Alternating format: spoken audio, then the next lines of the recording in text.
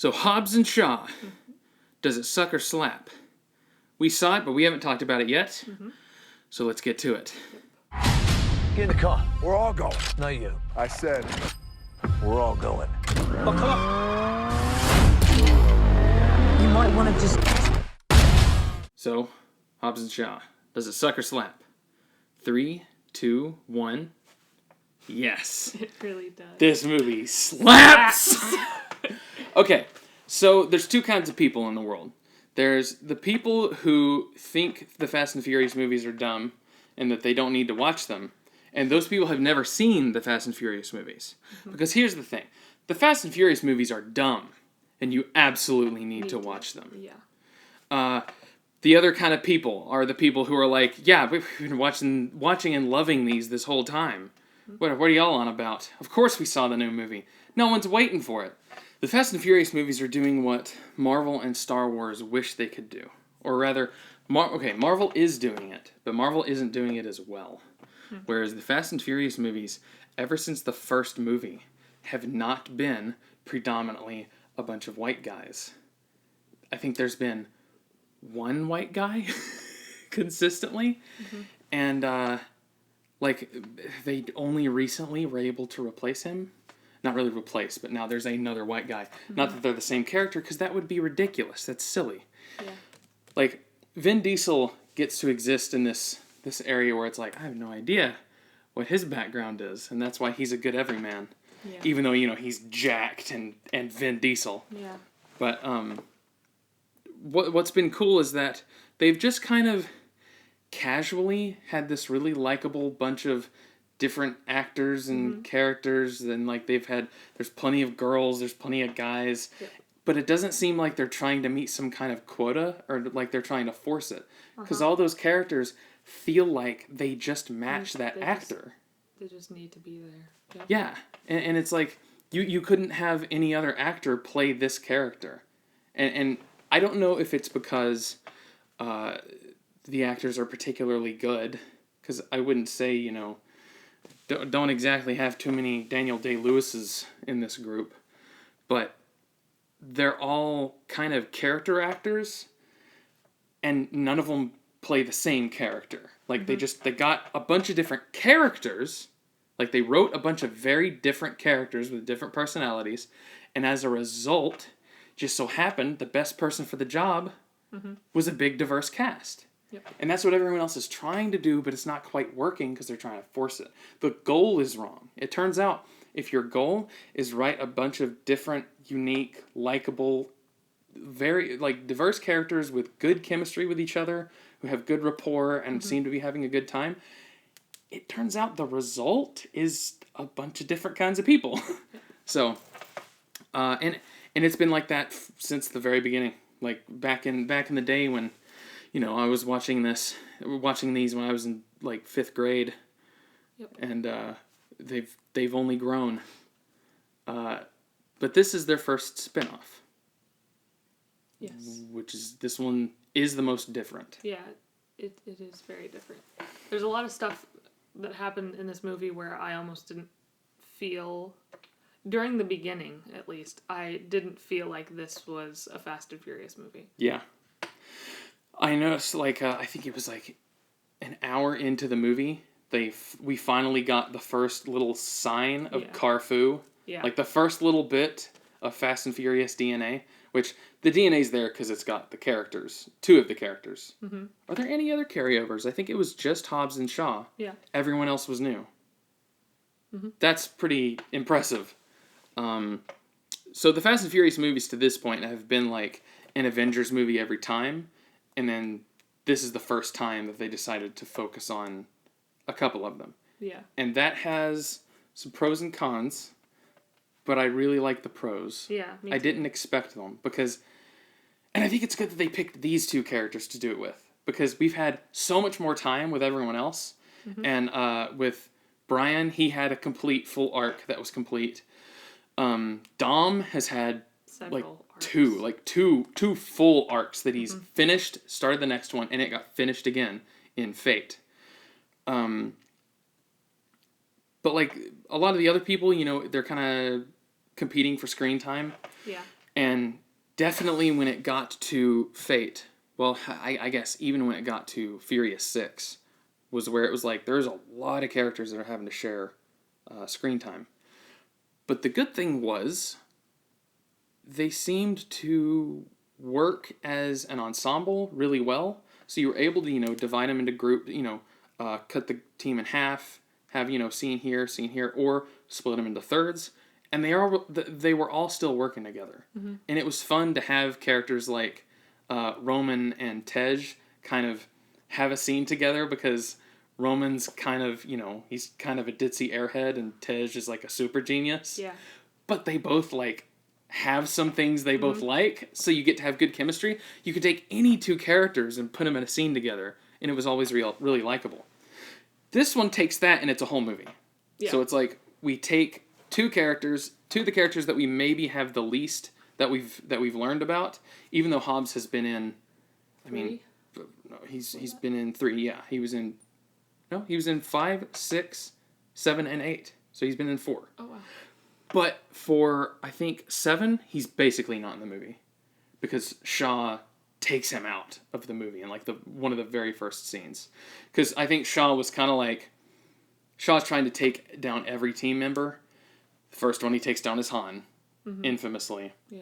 And then the second one he takes down is Hobbs. And he kind of just takes Hobbs out of commission. You remember he was in the hospital bed, he had that cast on, and then was it Furious 8 or at the end of Furious 7 where he flexes and explodes the cast? These movies are so cool. So you take two of the characters that haven't had quite as much development as the other ones, you give them their own movie, and then we got way more than I was expecting for each of them. Mm-hmm. We got backstory, we got to meet their families, we got to see what Shaw was doing when he was a kid. Yeah. Which was it's weird that they're doing all this to humanize him before dealing with the fact that he in cold blood killed Han. Mm-hmm. So, and then there's that scene before they go to that final battle, not final battle, but the Battle of Samoa, before they're going into that, where he's talking to his sister, and he's talking about, there's a lot of things he has to atone for. Yeah. So it's he's kind of, yeah. Finally reflecting. Yeah, because the thing was, in Furious 8, he just kind of became their ally out of circumstance. Mm-hmm. And then I think maybe he was maybe that's my opening to try and start redeeming myself. Yeah. And I like how this movie, 1, doesn't just redeem him outright, and 2, doesn't sweep that under the rug and pretend we're not going to do that. It was kind of no, yeah, there's still a long way to go. But, Shaw's trying to do the right thing. He's trying to be a good guy now. But it's not over in a movie, but you get satisfying, good meat in that storyline. Yeah. And then you finally learn about Hobbs' background and his family, which he was always just this crazy cartoon man that came in Fast 5 as a villain, and then he continued being a crazy cartoon man the whole time. He was basically just the most disconnected and unhinged one-liners ever, and that was his character for the long time, or for the longest time. There's some stuff he says in some of these movies that in context they're weird, but out of context, there's YouTube montages of the crazy stuff that Hobbs will say, and it's just no one says that. What is he even talking about? But yeah, that was his character before. Now his character is kind of he's an insufferable goody-goody, just like he was in Fast 5, where it was he used the goody-goody side of him to justify going over the top with the enforcement. But you kind of find out that even back in the day, he was the goody two-shoes. Okay, well, that's a spoiler. But you get the background on Hobbs and the fact that he's always kind of been like this, but maybe he's starting to notice, all right, sometimes you gotta... There's gray areas, and you gotta forgive people. Yeah. Especially if you want them to forgive you. So, good stuff there. Also, this might also be a spoiler, but not quite. This is... Okay, I'll wait for the spoilers for that. I'll hold off on that one. If... no spoilers, there's nothing really to be worried about if you've been watching all the Fast and Furious movies up to this point. Watch this one. Like, no brainer. Yeah, and if you just don't get to watch this one, you're not really missing any of the Fast and Furious the storyline at all. Yeah, the mainline people basically don't show up. They don't show up. Yeah, this is too, like, these guys are below sidekicks, whereas, like, Hobbs is almost like a an Incredible Hulk situation in the other Fast and Furious movies, where he shows up for the team ups to kind of be the big crazy aggro man. The cavalry. Basically. Yeah, exactly. That's what Hobbs kind of does after he's a villain. Yeah. But and then Shaw, also previously a villain. I forgot about that. He was. They're both former villains, but totally different opposite genres. ends of the spectrum. Yeah, like Hobbs is a cop. Yeah. And Shaw is like an assassin. Basically. An assassin. Yeah. He's like a former special agent or whatever. But basically what he did was just go kill people, and like he still does whatever he wants. Like he doesn't care about the law. I love that his mom is Helen Mirren. And I love that scene early on where you kind of get the dynamic and the rapport, and you can tell Shaw wasn't exactly a rebel when he was being, you know, a little criminal when he was a kid. That was kind of the environment he was being raised in. What he was taught to do. Yeah, and it makes sense, like, with his sister and everything. I kind of wondered if they were going to talk about Owen Shaw at all, but they did for a second. They talk about him in all the flashbacks when they're kids. But, like, what happened to Shaw? Or Owen Shaw? Oh, because the last time we saw Owen was in Fate, was when he was telling the pilot to land the plane. That's the last time we see him. And Owen, like, you know, saves the baby or whatever. Or not Owen. What? Deckard. The older brother. Jason Statham. He saves the baby. And then the last thing is Owen telling that pilot to land the plane. And that pilot was working for Charlize Theron, which we don't get any development on that big story. Like, she's still the big major villain at large, who I'm guessing they're kind of trying to make the Darth Vader of these last 3 movies, where she's going to be the villain of 8, 9, and 10. Because this is the first villain that hasn't been dealt with in a single movie. Who doesn't get turned, and I don't think they're going to turn her. She's, like, okay, Deckard kills Han out of revenge for his brother. Charlize Theron isn't motivated by some kind of, like, emotional, like, avenging a family member or anything. She's just motivated by being, like, a total scumbag. Yeah. So she's not going to get a turn.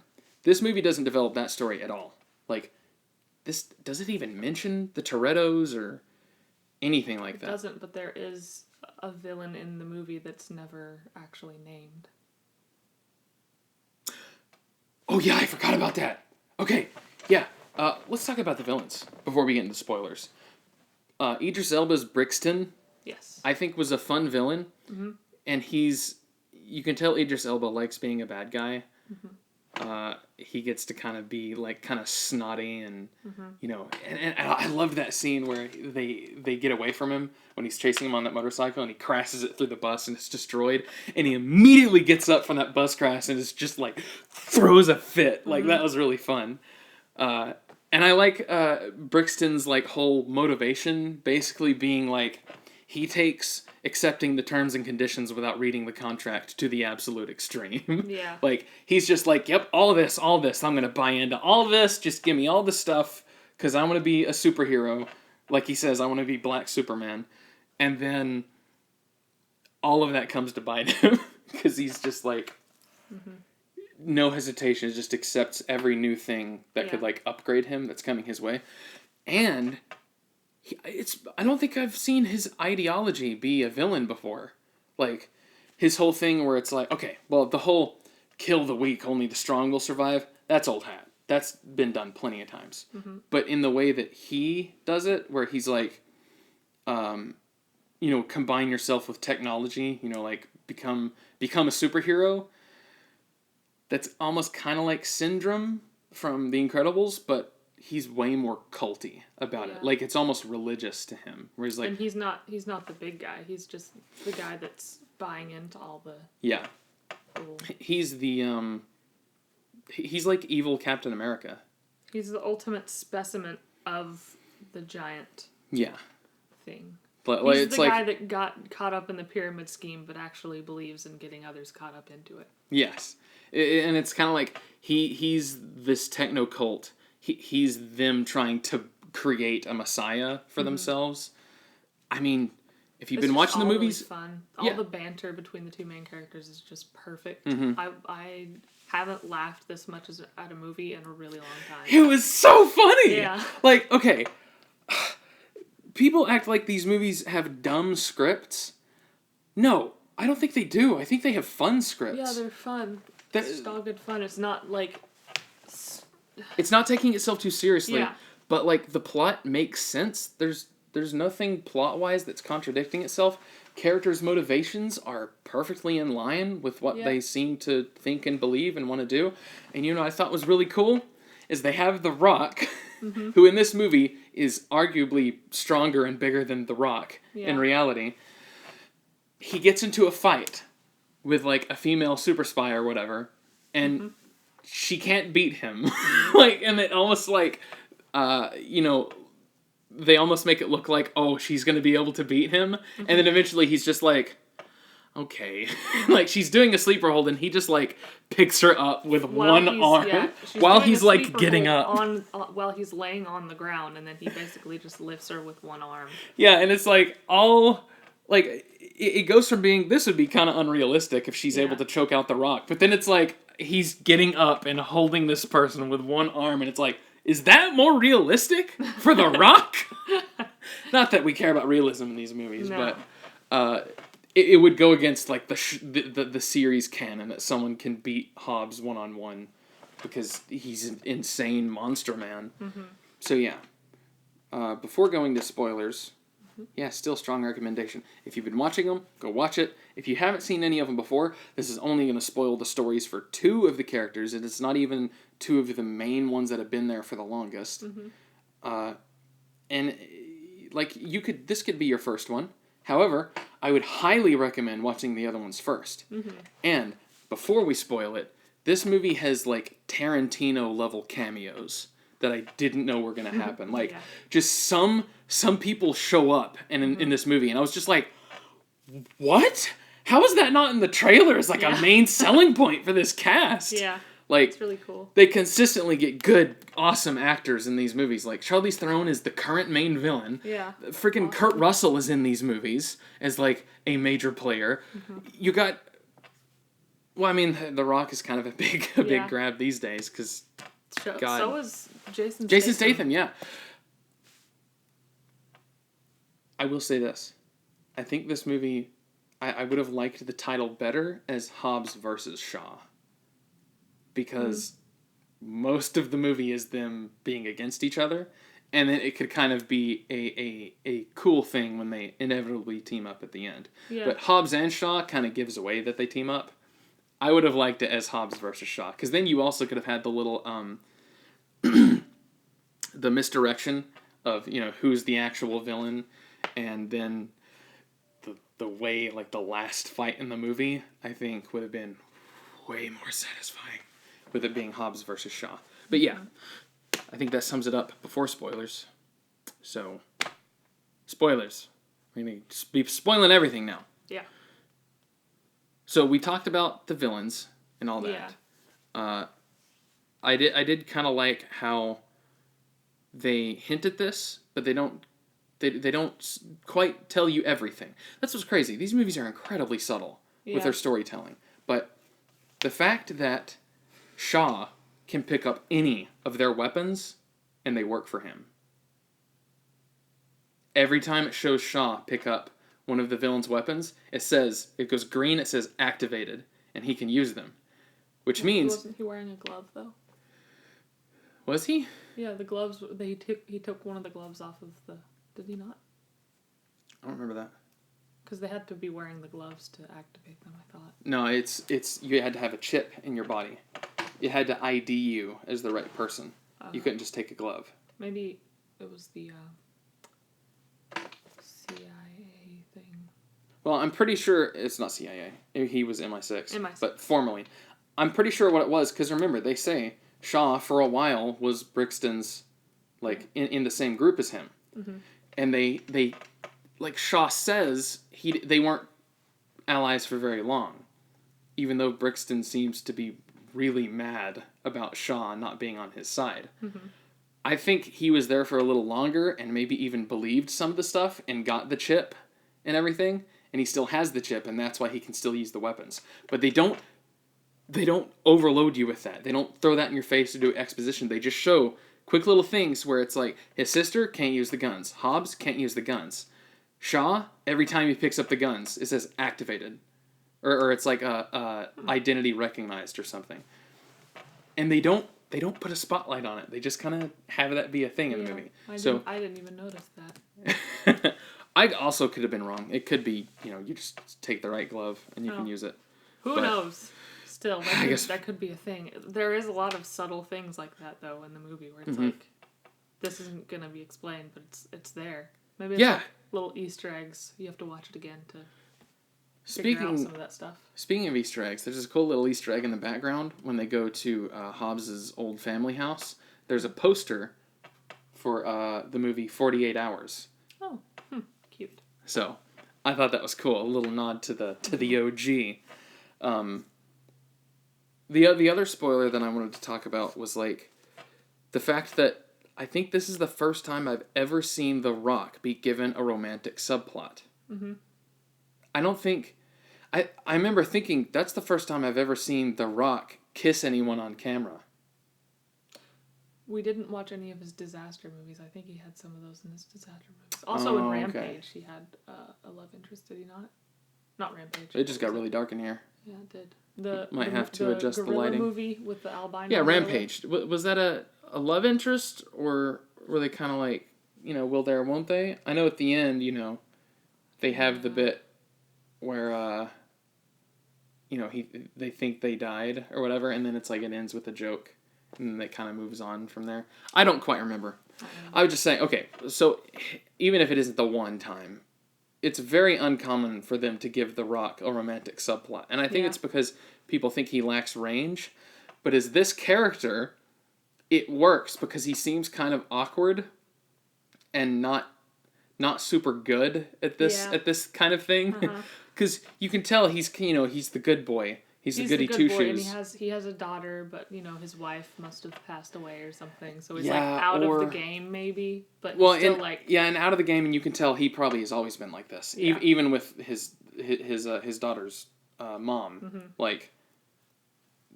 he was probably just skirting along on his looks and his charm in social situations. Right. But when it comes to romance, he's a little weird. Mm-hmm. He's a little I don't know if they like me. Yeah. Because he's probably not used to people liking him in that way. He's used to intimidating people and people thinking, "Oh, you look cool," or whatever. Yeah. In the scene at the tattoo parlor, the underground. Exactly. Club thing. Yeah, that was. He's complimenting that girl, but he's also getting information. Doing this violent interrogation. Yeah. Those scenes, that opening really scene, where it was they're both doing an interrogation, and I loved how he was like, "What did he do? What did he put on my head?" It was I heart cops. Yeah. Oh, it's all good. But yeah, I liked that whole thing with Hobbs. There's so much character development, and it almost makes me think, should we do a lot more of these and maybe fewer of the, full ensemble Fast and Furious movies? Because I'd love to take any other two characters from the group. You can't do Dom because the main films are kind of about him. Yeah. But you could take, I don't know, you could do the new hacker, the girl hacker. What's her name? I don't remember. It was a cool name. A cool, maybe a boy's name, but it's actually a girl's name. Oh, yeah, it was a unisex thing because they didn't know who they were looking for. Max. Alex. Something like that. It would be cool. It could be Jack. I don't know. I can't remember. One of those. But it could be cool if you took her and did a movie with her and Tej. So it's a romantic kind of fun action movie, or you could take her and put her with Letty, and it could be like a fun girls action movie. And Letty is the muscle, and she is the brains, like the hacker. These many that you could do. Because Letty can hack. You see that in Can this she? movie. You see her like being able to turn off all of their guns. That's not Letty. That wasn't Letty. No, that's Hattie. Oh, Hobbs, Letty. Okay. Hattie's from Hobbs and Shaw. Hattie Shaw is the younger sister. I'm talking about Letty, Dom's wife. Dom's wife. Yeah. Gotcha. She could be the muscle. And okay, yeah. Yeah. So I'm saying any two characters from the main ensemble, have them go off on an adventure together, and it'd probably be fantastic. Yeah, it would be similar to this, where it's like they don't really get along that well, but then like they could become like, you know. And they all have chemistry. And we could get more of their background. I guess we don't really need more of Letty's background. We could use more of Tej's. We don't know much about his past or anything. That's true. We kind of just knew that he was one of Brian's friends that was really good with computers. Then, you know, now he's pulling off a big heist. In Fast 5. You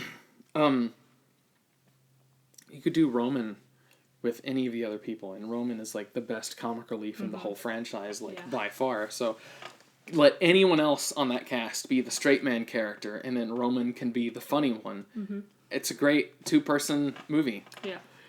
I think solo movies is not smart. Too much about characters being able to play off of each other well. So yeah. It's a lot of buddy. Yeah. Like, it's a lot of, I mean, the movie... This is a team operation type of thing. The movie's kind of all about trust and family.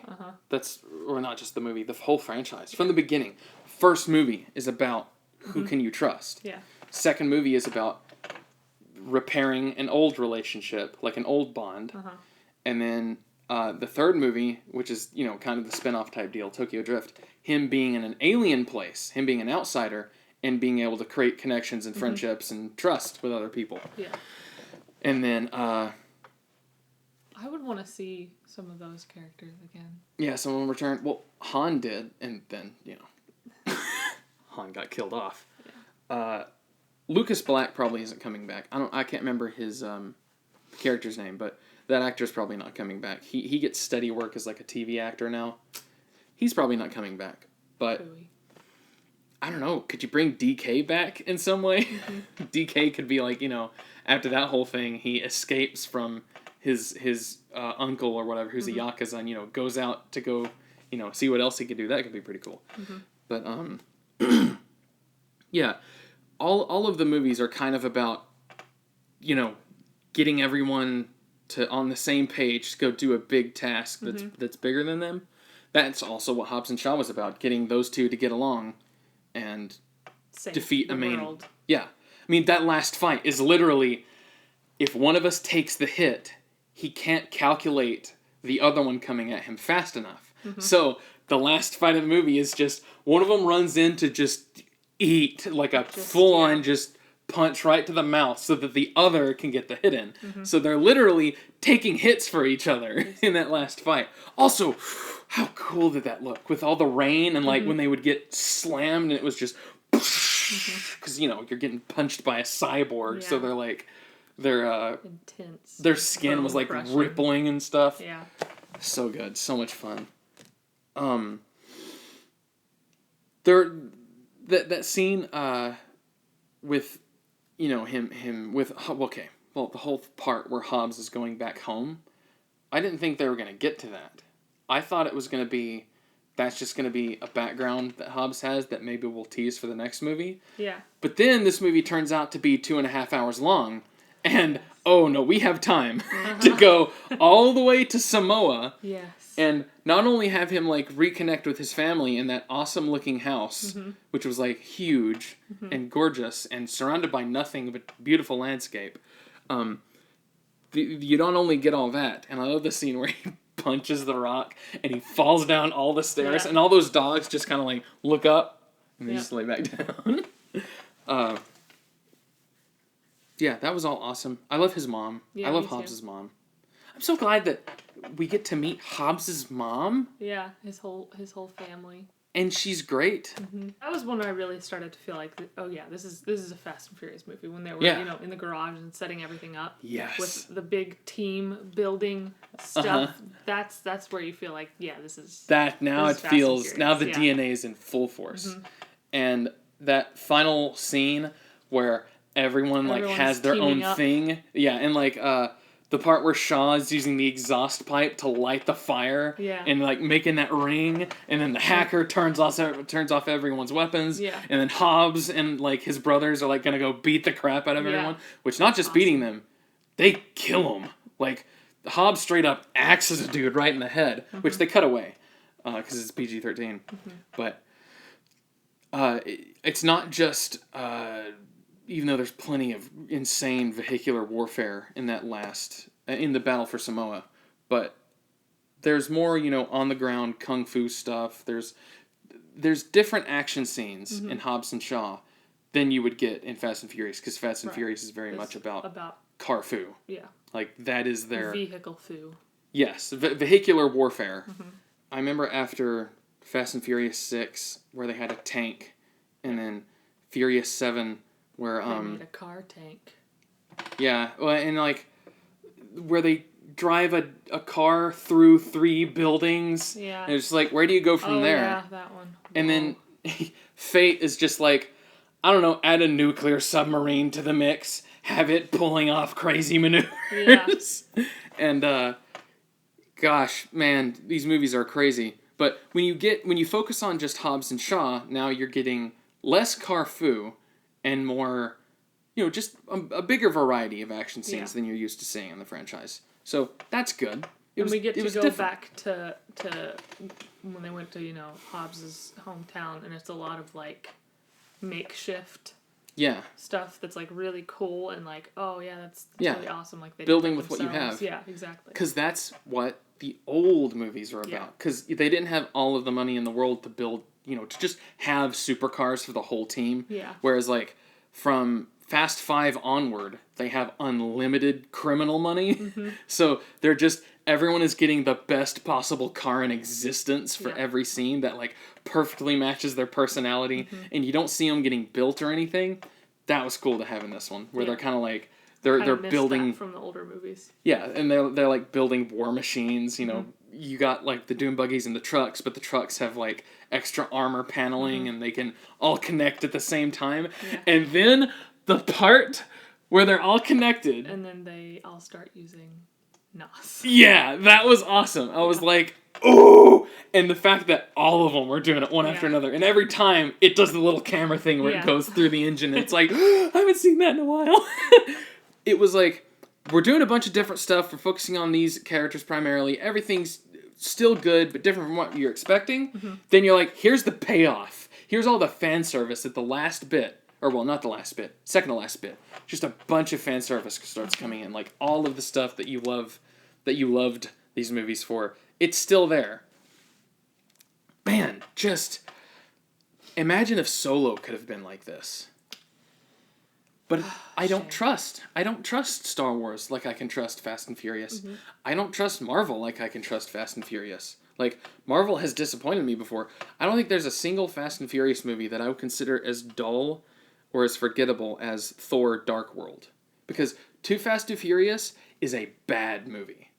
But it's so good. Like, it's so much fun to watch. It's so goofy and fun and, like, memorable scenes. Like, Ejecto-Cedo. There's nothing that memorable in Thor: Dark World. The whole thing where Brian starts driving backwards and flipping him off. Yeah. Like, nothing that fun happens in any of these other franchises that seem to be, like, I'm worried every time I go into them. It's like, I don't know if this is really going to be any good. Then you start wondering, well, why am I going in here on day one? Why am I, trying to see this early? I don't even know if it's going to be good. Totally different for Fast and Furious. For Fast and Furious, it's just like, I see the release date and it's like, time to go on a joyride. I'm going to be there. It's going to be awesome. I'm going to have a great time. It's going to be funny. It's going to have awesome action. It's going to have likable characters, memorable scenes, great lines, awesome continuity with all the previous movies, subtle, good storytelling that respects your intelligence. Think about that. There's at no point in Fast and the Furious where they take the time to explain what's happening to you. Mm-hmm. They're just moving on. They know you're smart. Think about that. People call these movies dumb. And then they talk about how things like oh God, what was the last offender of this? People are gonna get mad at me for saying this one, but in Us, where they just start exposition dropping on you, where they just start saying, "This is what's happening," and they try to make it spooky, but it's like, I'm just sitting here listening to a lecture so that the movie can make sense, because the movie wouldn't make sense without this. Mm-hmm. Even though I think it could make sense without. But the point is, people say these movies are stupid and dumb, but they respect that you have half a brain. Yep. So they let you just enjoy what's happening on screen. Yeah. Like, I think in Fast 5, there's a bit where they take a little bit of time to really explain what the plan is, but in the end, it's kind of misdirection. So it's fun to see, it becomes surprising later on where they had to change the plan, so now we're getting to see what the real plan is. Like, they're so good. Y'all should really go watch them. I'm pretty sure you can get, like, the full box set of 1 through 8, and it's, like, $50. 8 fantastic, just good old times for $50, and then you can go see Hobbs and Shaw, or just go see Hobbs and Shaw now. Yeah. And you'll have a great time. Mm-hmm. This movie has 5 after the credits scenes. Yes. Do not leave. Nope. Wait till the very end. One of the best ones is at the end. Or wait, second to last one is my favorite. Mm-hmm. When, spoilers. We said spoilers. Yeah. When Ryan Reynolds' character gets to talk about, oh, and guess what? The craziest thing happened. I stabbed a guy with a brick. It actually wasn't that hard. Yeah, it wasn't that hard. I think that's the closest that movie got to an R rating, because that was a kind of a little graphic shot. Yeah. The guy's just laying there with a brick sticking out of his... It looks cartoony, but it's just like, yeah. I didn't notice. This totally makes Ryan Reynolds make sense. David Leitch, or Leitch, I don't know how you pronounce it, directed this movie. He directed John Wick, and he directed Deadpool 2. Oh, okay. Now, when's Keanu Reeves going to be in Fast and Furious? Oh, yeah. Because he's a motorcycle guy. Speaking of motorcycles, Idris Elba's motorcycle was freaking so awesome. Freaking cool. He was doing, like, Devil May Cry stuff with that thing. Like, the way that it's kind of flipping around and, like, picking up, and he's, like, doing freaking trickster style switching stuff. Okay, go see the movie. We're done. We'll see y'all next time. Slaps.